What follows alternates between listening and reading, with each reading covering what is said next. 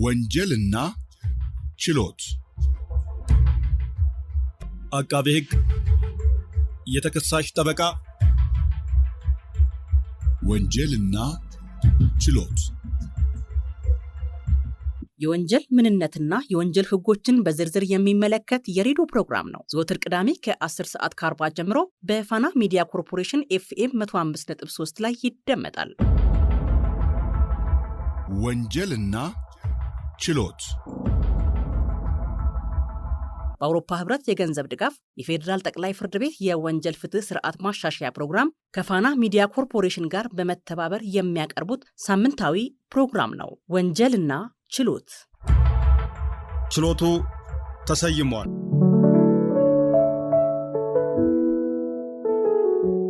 ግብር መክፈል ለብዙዎች አስገዳጅ ቢመስልም ውጤታማ የታክስ ስርዓትን በመዘርጋትና ግብርን ለህዝብ አገልግሎት በማዋል ረገድ ዓለምን ያስደመሙ ሀገራትና ለግልጸኝነታቸው ምስጋና የሚቀርብላቸው ኩባንያዎችም አሉ። እነዚህ ሀገራት ከፍተኛ የታክስ ተመን ቢኖራቸውም ለዜጎቻቸው የሚሰጡት ጥራት ያለው አገልግሎት የታክስ ስራውን ውጤታማ አድርጎታል። እንደ ኖርዌይ፣ ኤስቶኒያ፣ ዴንማርክ፣ ሲንጋፖር ተጠቃሾች ናቸው። ኖርዌይ የታክስ ገቢዋን ለወደፊት ትውልድ የሚጠቅም የነዳጅ ፈንድ ላይ በማዋል ትታወቃለች። ኤስቶኒያ ደግሞ በቴክኖሎጂ የታገዘ የታክስ ስርዓትን በማርቀቅ ዓለምን ትመራለች። ያም 95% የሚሆነው የታክስ አፈጻጸም የሚከናወነው በኢንተርኔት ሆኖ ለክፍያ የሚፈጀው የሰዓት ምጣኔም ከ3 ደቂቃ የማይበልጥ እንደሆነ ይነገርላታል። የደንማርክ ተሞክሮ ደግሞ ዜጎቿ ግብር ለመክፈል ያላቸው ፈቃደኝነት በጣም ከፍተኛ የሆነባት ሀገር ነች። ይህም የሆነው በመንግስት ላይ ያላቸው እምነት ከፍተኛ በመሆኑ የታክስ ገቢው ለህዝብ ጥቅም መዋሉን በተግባር ስለሚያዩ ነው። ሲንጋፖር በአንጻሩ ዝቅተኛ የታክስ ተመን በማቅረብ የዓለም አቀፍ ኩባንያዎችንና ኢንቨስትመንቶችን በመሳብ የታወቀች ሀገር ናት። ይህም አገሪቱ የንግድ ማዕከል እንድትሆን አድርጓታል። በግልጽ ታክስ በመክፈል የሚታወቁ ኩባንያዎችን ስናነሳ የሶፍትዌር ኩባንያው SAP በዓለም አቀፍ ደረጃ የታክስ ግልጸኝነት ሪፖርት በማውጣትና በሀገራት መካከል ያለውን የታክስ ክፍያ ዝርዝር በማሳወቅ ይታወቃል። ሌላኛው ኩባንያ አንግሎ አሜሪካን ወይም UK የተሰኘው የማዕድን ኩባንያ በታዳጊ ሀገራት ውስጥ የሚከፈለውን ግብር በግልጽ በማሳወቅና ለሀገራቱ ያለውን አስተዋጽኦ በማሳየት አሸናፊ ሆኗል። ሌሎችም እንደተጠበቁ።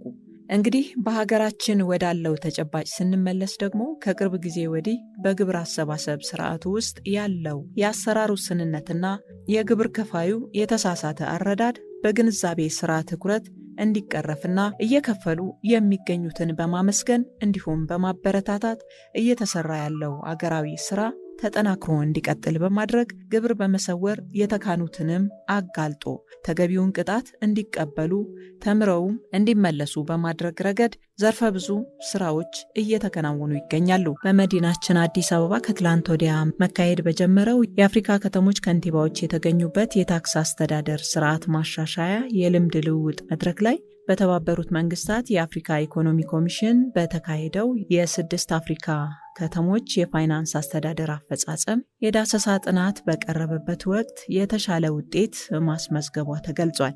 በጥናቱ ላይ አዲስ አበባ፣ ናይሮቢ፣ ዳረ ሰላም፣ ሉሳካ፣ ኪጋሊና ያውንዴ የተሳተፉ ሲሆን አዲስ አበባ ግን ከ6ቱ የተሻለ የፋይናንስ ሀብት አስተዳደርን ማሳካት ችላለች።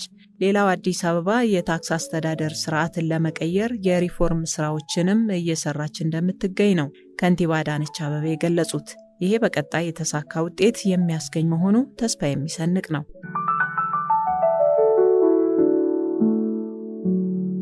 ሰላም አድማጮች፣ በዛሬው የወንጀልና ችሎት ፕሮግራም ግብር አለመክፈልና አጭበርብሮ መሰወር የሚያስከትለውን ተጠያቂነት እንቃኛለን። የህብረተሰቡን አስተያየትና የህግ ባለሙያ ማብራሪያ ያካተናል። አብራችሁን ሁኑ።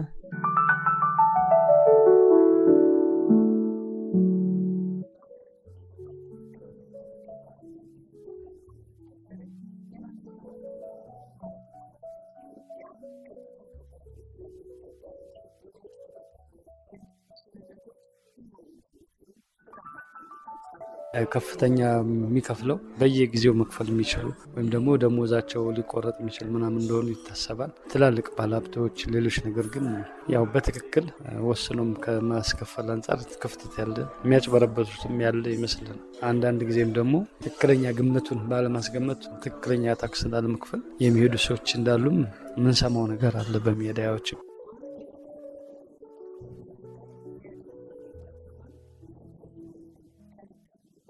የተማረውም ያልተማረውም በደንብ ያውቀዋል። በዚህ ደረጃ አሁን ሰው ንቃተ ህሊናው አድጓል። ሚዲያውም ከሚያስተምረው አዌርነሱ ይዞታል፣ ያውቀዋል። ታክስ ጥቅሙን ያውቀዋል። ቀጥታ ለልማቱ ይውላል የሚል ግንዛቤው አለ።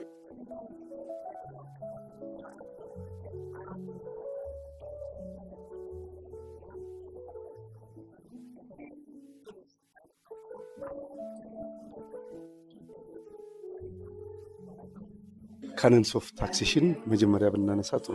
ወደ 4 የሆኑ መሰረታዊ ነገሮች አሉ። አንዱ የንግዱ ማህበረሰብ ላይ የሚጣለው ታክስ ኢኳሊ ፌር መሆን አለበት። ተመሳሳይ ስራ እየሰሩ ተመሳሳይ እንትን እያሉ ለአንዱ ከፍተኛ ግብር መጣል ለሌላው ደግሞ ዝቅተኛ መሆን የለበትም፣ ፌር መሆን አለበት። ሁለተኛው ግብር ከፋዩ የሚከፈለው ግብር ለማን እንደሆነ ምን ጠቀሜታ እንዳለው ግንዛቤ መስጠት ከታክስ ሰብሳቢው አካል ትልቅ ስራ ይሰራል ማለት ነው። ሌላው ታክስ ያው እንግዲህ የሚሰበሰበው ያው በሰዓቱ ግብር ከፋዩ በሚያመቸው ቦታ በሚቀርበው ሰዓት በሚቀርበው ጊዜ ለምን ገንዘብ ይዞ እንዳይመለስ በቃ ግብር ከፋዩ በቀላሉ መጥቶ ግዴታውን ለመወጣት በሚችልበት ሁኔታ ግብር የሚሰበስበው አካል ይህን ሁኔታ ማመቻቸት አለ።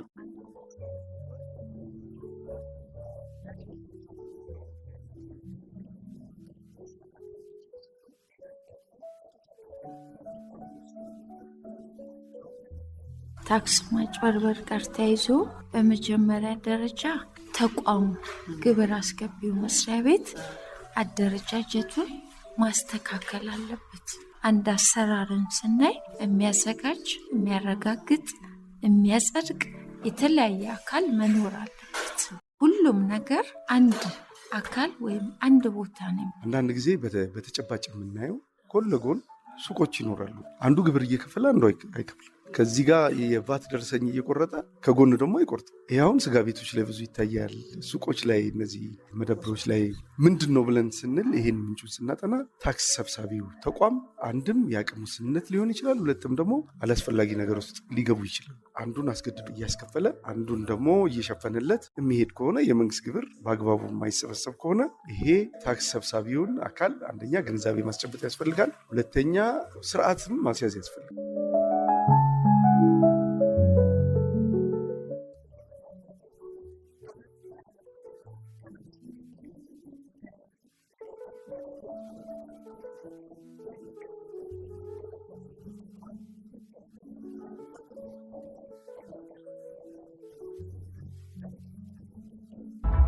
ወንጀልና ችሎት። ግብር ማጭበርበር ማለት አንድ ግብር ከፋይ ግብር ላለመክፈል ወይም ደግሞ ግብር ሰብሳቢው መስሪያ ቤት ትክክለኛ ከግብር ውሳኔ እንዳይደርስ ወይም ግብር ከፋዩ ከዛ ቁጥጥር ለማምለጥ የሚፈጸሙ ማንኛውም ተገቢ ያልሆኑ ተግባሮች ናቸው ማለት ነው።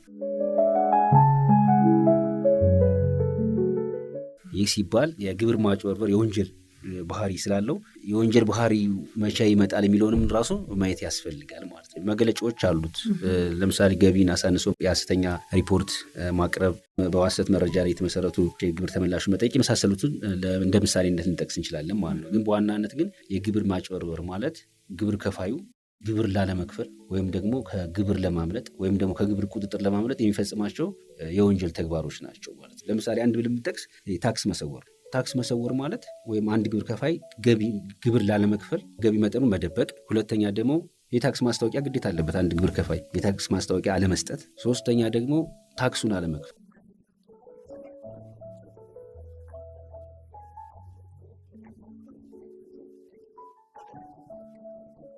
ከዚህ በተጨማሪ ደግሞ አሁን አንደኛው የግብር ስወራ ወንጀል ተግባር መገለጫው አለመክፈል ነው። አለመክፈል ሲባል በነገራችን ላይ በሁለት መንገድ ማየት እንችላለን። አንደኛ ለምሳሌ ከግብር መስሪያ ቤቱ ጋር የተማመንሽባቸው የግብር ገንዘቦች አሉ። ያ ማለት አንቺ መክፈል የሚጠበቅብሽ ማለት ነው። የተጣለበት ግምት አለ። አዎ፣ እዛ ላይ ተስማምተሻል። ግምቱ ላይ ግምት ታደርጊያለሽ መሰለሽ። ያለ አለመክፈል ንብረት ታሸሻለሽ። ካልከፈልሽ የፍትሐ ብሔር ክስ ይቀርብብሻል፣ ትከፍያለሽ፣ ግዴታሽ ነው። ወይም ደግሞ አሳግዶም ግብር መስሪያ ቤቱ ሽጦ ያንን መተካትም ስልጣንም አለው በአዋጅ የተሰጠ ማለት ነው። ስለዚህ ያ ነገር እንዳይሆን ምን ያደርጋል? ንብረት ታሸሻለች ማለት ነው። ሁለተኛ ደግሞ ከግብር ማጭበርበር ጋር ልናነሳቸው የምንችለው ደግሞ ከወጭ ጋር በተገናኘ ነው። እንግዲህ የገቢ ግብር አዋጁ ምን ይላል? አንድ ግብር ከፋይ ለሚሰራቸው ግብይት አስፈላጊ የሚባሉ ወጪዎች ተቀናሽ ሆኑለታል። ያ ማለት ዝም ብሎ አይከፍልም፣ ግብር አይከፍልም። ምክንያቱም ግብር ሲከፍል የሚያወጣቸው ወጪዎች አሉ። እነዚህ አስፈላጊ የሚባሉ ወጪዎች ይቀነሱለታል። ግን ምን ያደርጋል?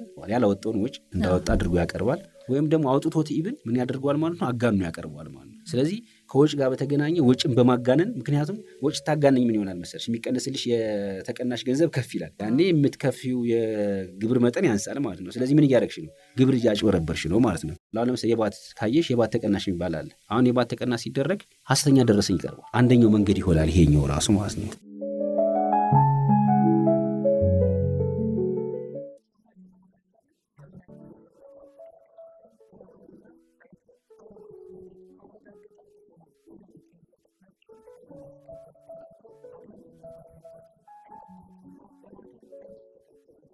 የተጭበረበረ ደረሰኝ በማቅረብ ያለ ደረሰኝ ግብይት ማከናወን። ያለ ግብይት ደረሰኝ ያከናወንሽ ማለት ነው መንግስት ያሸጥሽውን ነገር እንዳያውቅ እያደረግሽ ነው ማለት ነው። ኢቭን ታዩና ደግሞ ከዋጋ በታች ደግሞ አሳንሰሽ ለምሳሌ በተመሳሳይ ግብይት ላይ የተለያዩ ዋጋዎችን ትቀንሻለሽ። አሁን ብዙ ጊዜ ሰው የሚያየው እንደ ደረሰኝ መቀበል ነው። ኢቭን ግብይት ሳይፈጸም ደረሰኝም እኮ ደንበኛው የሚቀበልበት አለ። ከዛ በተጨማሪ ደግሞ ባለስልጣኑ ሳይፈቅድ ደግሞ ደረሰኝ ማተም።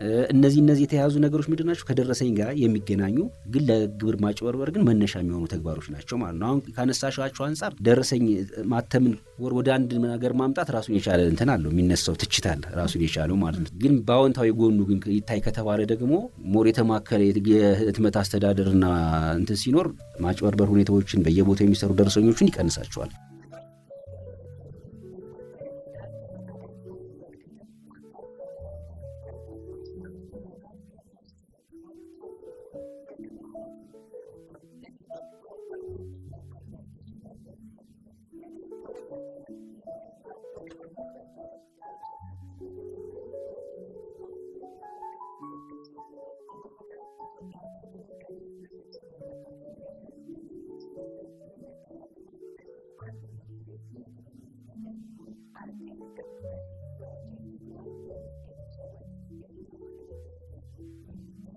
ከፍርድ ቤት ስልጣን ጋር በተገናኘ የግብር ማጭበርበር ወንጀሎች የሚታዩበት በተመለከተ አሁን የኛ ሀገር ሕግ ማዕቀፍ የፍርድ ቤቶች ስልጣን አንድ ከህገ መንግስቱ ይመነጫል። ሁለተኛ ከፍርድ ቤት ማቋቋሚያ አዋጆች፣ ከሌሎች አዋጆች በተጨማሪ ደግሞ ከወንጀለኛ መቅጫ ስነ ስርዓት ሕግ ቁጥር ከተቀመጡ የፍርድ ቤት ስልጣን መደልደያ ሰንጠረዥ መሰረት ይመነጫል የፍርድ ቤቱ ማለት ነው። የፍርድ ቤት ማቋቋሚያ አዋጅ ቁጥር 1234 2013 በግልጽ ምን ብሎ ነው የሚያስቀምጠው? ከግብርና ከገቢ ጋር የተገናኙ ወንጀሎች የፌዴራል ጉዳዮች ናቸው።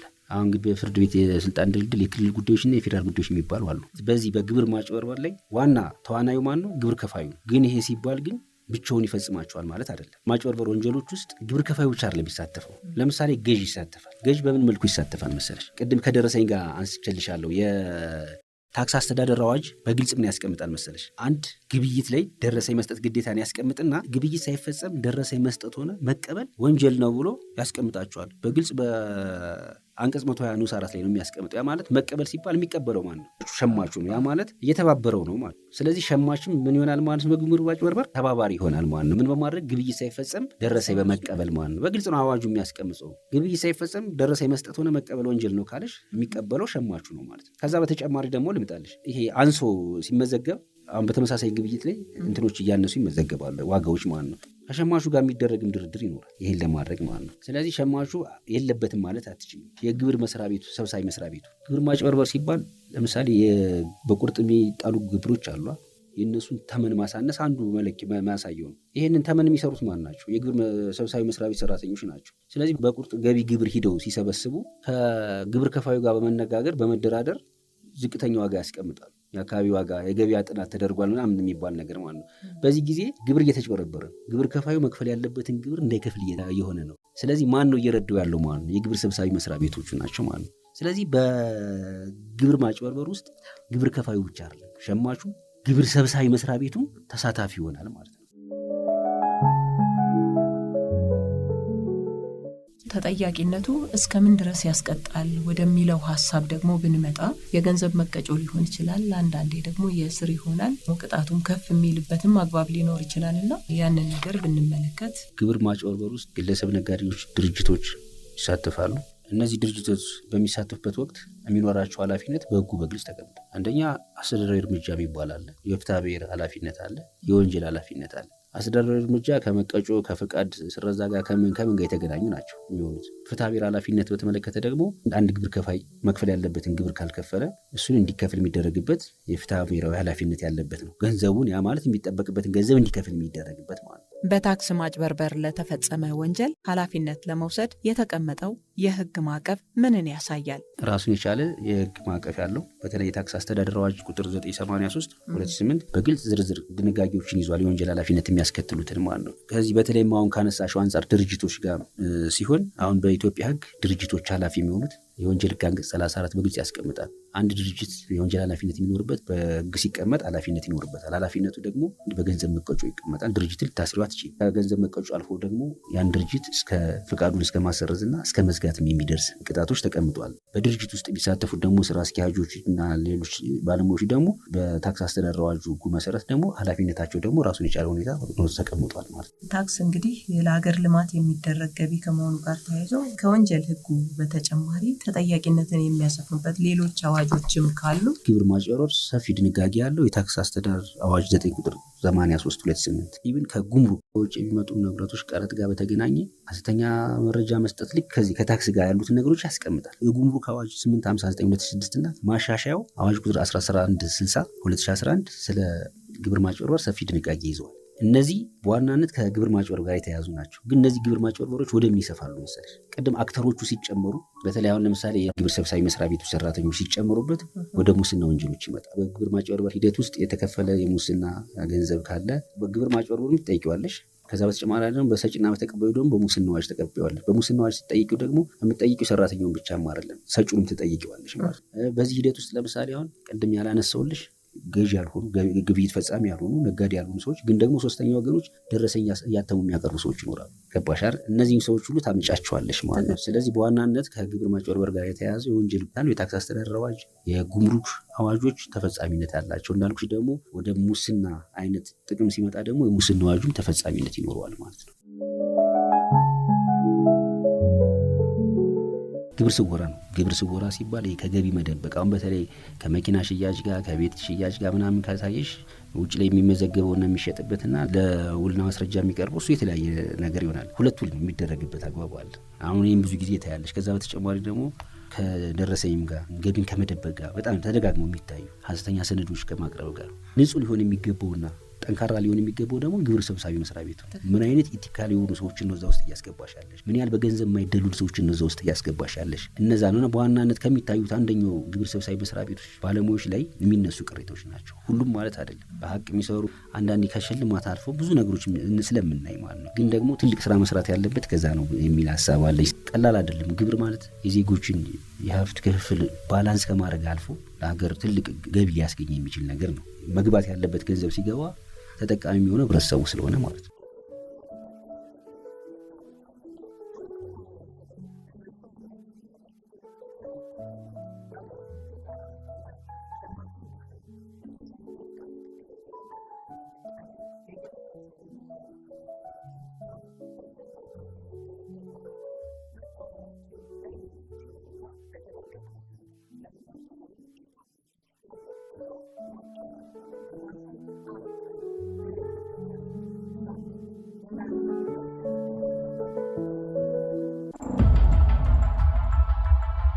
ወንጀልና ችሎት አቃቤ ሕግ፣ የተከሳሽ ጠበቃ፣ ወንጀልና ችሎት የወንጀል ምንነትና የወንጀል ህጎችን በዝርዝር የሚመለከት የሬዲዮ ፕሮግራም ነው። ዘወትር ቅዳሜ ከ10 ሰዓት ከ40 ጀምሮ በፋና ሚዲያ ኮርፖሬሽን FM 105.3 ላይ ይደመጣል። ወንጀልና ችሎት በአውሮፓ ህብረት የገንዘብ ድጋፍ የፌዴራል ጠቅላይ ፍርድ ቤት የወንጀል ፍትህ ስርዓት ማሻሻያ ፕሮግራም ከፋና ሚዲያ ኮርፖሬሽን ጋር በመተባበር የሚያቀርቡት ሳምንታዊ ፕሮግራም ነው። ወንጀልና ችሎት። ችሎቱ ተሰይሟል።